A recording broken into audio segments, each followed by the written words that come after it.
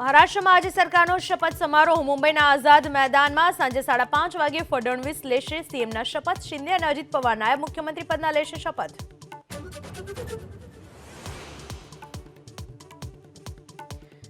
અરવિંદ કેજરીવાલે ગુજરાતને ગણાવ્યો નશાનો ગઢ. બોલ્યા, દિલ્હી સહિત દેશભરમાં ગુજરાતની ફેક્ટરીઓમાંથી થાય છે ડ્રગ સપ્લાય.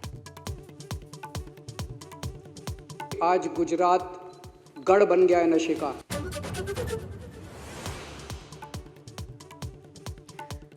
ખ્યાતિ હોસ્પિટલ કાંડમાં ફરાર આરોપી કાર્તિક પટેલ અને રાજશ્રી કોઠારીના હવાત્યા. ધરપકડથી બચવા કરેલી આગોતરા જામીન અરજી પર આજે સુનાવણી.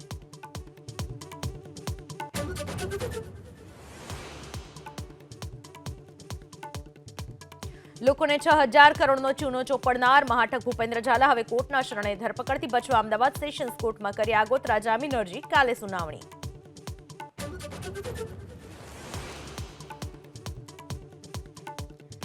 એબીપી અસ્મિતાના હું તો બોલીશ કાર્યક્રમના અહેવાલના જોરદાર પડઘા. બનાસકાંઠાના નાવસ્ટાર્ટ કંપનીના સુપર મહાઠગ એમડી નિરંજન શ્રીમાળી વિરુદ્ધ સીઆઈડી ક્રાઇમમાં નોંધાઈ ફરિયાદ.